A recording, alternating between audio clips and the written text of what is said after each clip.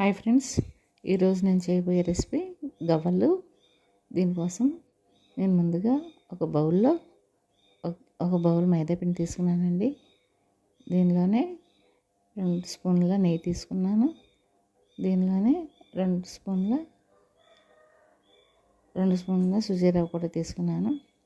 దీనిలోకి ఒక చిటికెడు సాల్ట్ తీసుకున్నానండి. దీనిలో ఇంకొక చిటికెడు తినే సోడా తీసుకున్నాను.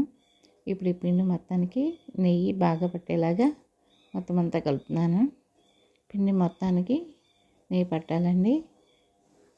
దీనికోసమే మొత్తం అంతా ముద్దలాగా అయ్యేలాగా దీన్ని కలుపుతున్నాను. పిండి కొంచెం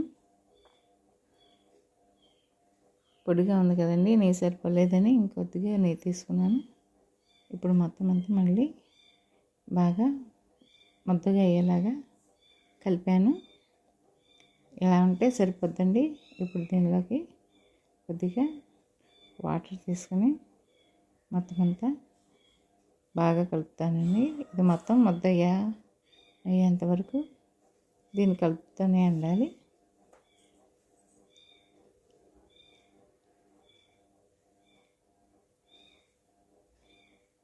చూసారా, ఇప్పుడు మొత్తం అంతా ముద్దలు అయింది. దీన్ని మొత్తాన్ని ఇలా గిన్నెలో పెట్టి ఇలా మొత్తం అంతా కలిపితే మనకి మొత్తం స్మూత్ స్ట్రక్చర్ వచ్చింది కదా. ఇప్పుడు దీన్ని చిన్న చిన్న బాల్స్లా చేసుకుని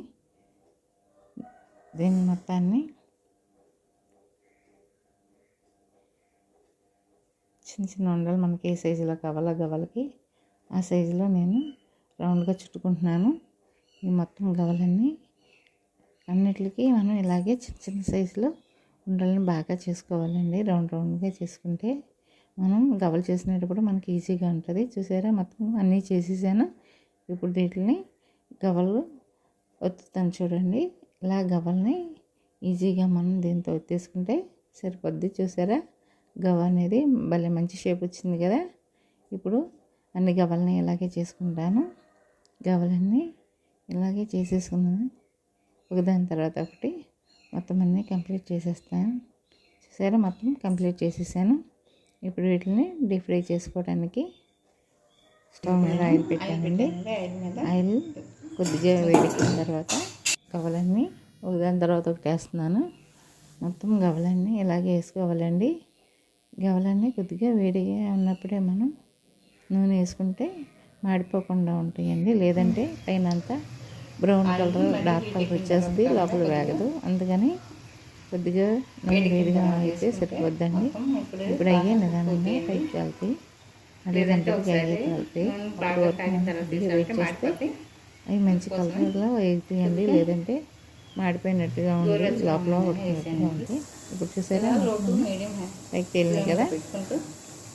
ఇలా బ్రౌన్ కలర్లో వచ్చేంత వరకు ఫ్రై చేసుకుంటే సరిపోద్దండి. మంచి కలర్లో గోల్డెన్ బ్రౌన్ కలర్ వచ్చేంత వరకు ఫ్రై చేసుకుంటున్నాను. నిదానంగా ఫ్రై అయితేనే బాగుంటుంది. అందుకని మొత్తం లోపల బాగా కుక్కోవాలని నేను మీడియం ఫ్లేమ్లోనే పెట్టి మొత్తం అన్నీ ఫ్రై చేశానండి. అన్నీ గోల్డెన్ బ్రౌన్ కలర్లోకి వచ్చినాయి కదా. చూసారా, ఇలా బాగా వచ్చినాయి. ఇలా వస్తే సరిపోద్దండి. గవ్వలన్నీ కూడా గోల్డెన్ బ్రౌన్ కలర్లోకి వచ్చినాయి. వీటిని నేను ఒక బౌల్లోకి తీసుకున్నాను. మిగిలినవి తీసేసుకున్నాను. ఇప్పుడు నెక్స్ట్ కొద్దిగా ఉన్నాయి కదండి, అవి కూడా వేసేసుకుని వాటిని కూడా ఇలాగే ఫ్రై చేసేసుకుంటున్నాను. మొత్తం అన్నీ ఫ్రై అయిన తర్వాత వేరే ప్యాన్ తీసుకుని దానిలో ఎంతైతే మైదా తీసుకున్నానో అంతే బెల్లం తీసుకున్నానండి. 2 ఈక్వల్ క్వాంటిటీలో తీసుకున్నాను. దీనిలోకి 2 స్పూన్ల వాటర్ తీసుకున్నానండి.